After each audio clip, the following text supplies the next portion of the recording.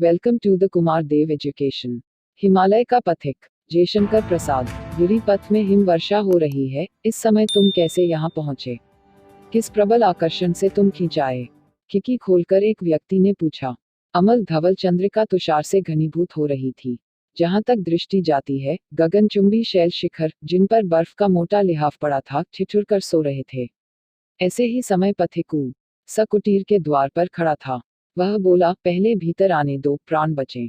बर्फ जम गई थी, द्वार परिश्रम से खुला। पथिक ने भीतर जाकर उसे बंद कर लिया। आग के पास पहुंचा और उष्णता का अनुभव करने लगा। ऊपर से और रद्दो कंबल डाल दिए गए। कुछ काल बीतने पर पथिक होश में आया। देखा, शैल भर में एक छोटा सा ग्रह धुंधली प्रभा से आलोकित है।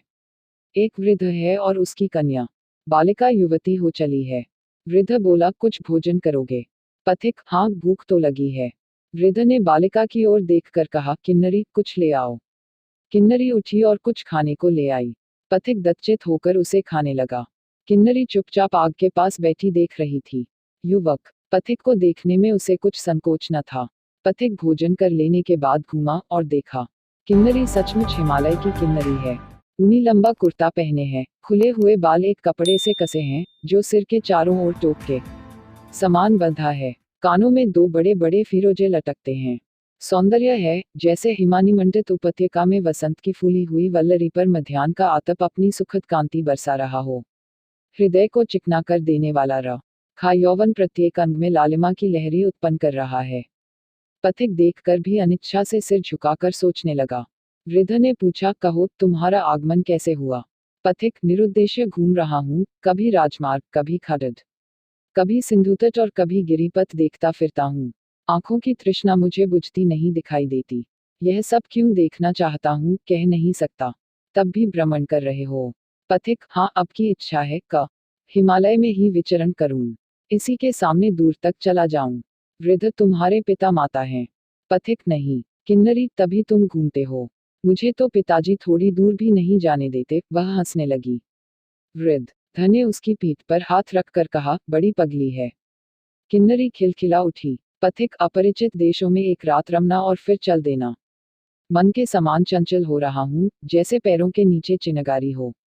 किन्नरी, हम लोग तो कहीं जाते नहीं, सबसे अपरिचित हैं।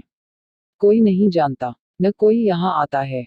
हिमालय की निर्जर शिखर श्रेणी और बर्फ की झड़ी, कस्तूरी मृग और बर्फ के चूहे, ये ही मेरे स्वजन हैं। वृद्ध, क्यों री किन्नरी? मैं कौन हूँ? किन्नरी, तुम्हारा तो कोई नया परिचय नहीं है, वही मेरे पुराने बाबा बने हो।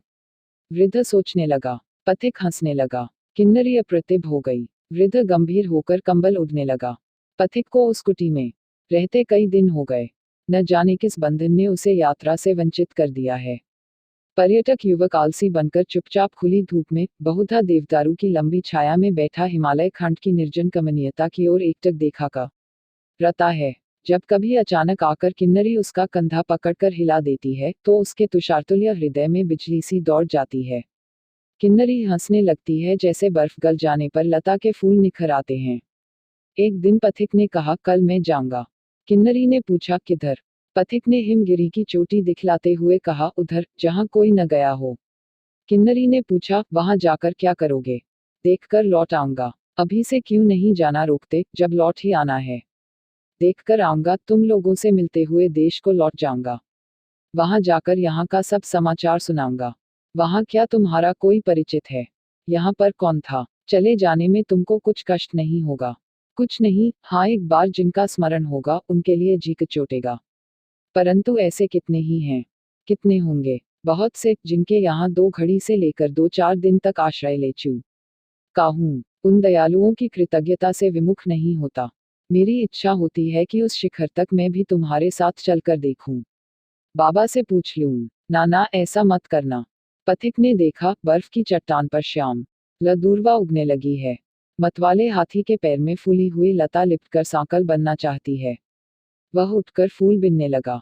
एक माला बनाई, फिर किन्नरी के सिर का बंधन खोलकर वही माला अटका दी। किन्नरी के मुख पर कोई भाव न था, वह चुपचाप थी। किसी ने पुकारा, किन्नरी। दोनों ने घूमकर देखा, वृद्ध का मुंह लाल था। उसने पूछा, पथिक, तुमने देवता का निर्माल्य दूषित करना चाहा, तुम्हारा दंड क्या है? पथिक ने गंभीर स्वर से कहा, निर्वासन।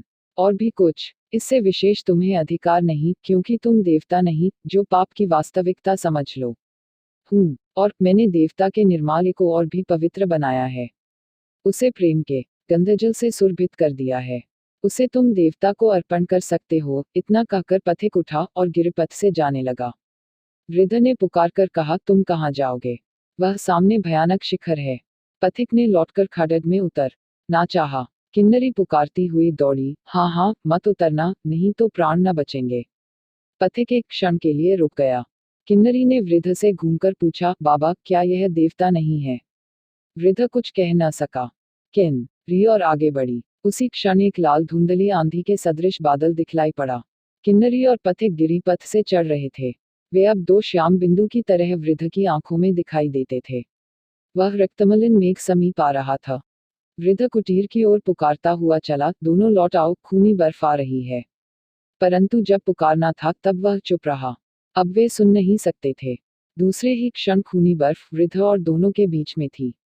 Like, share and subscribe. Thanks for watching.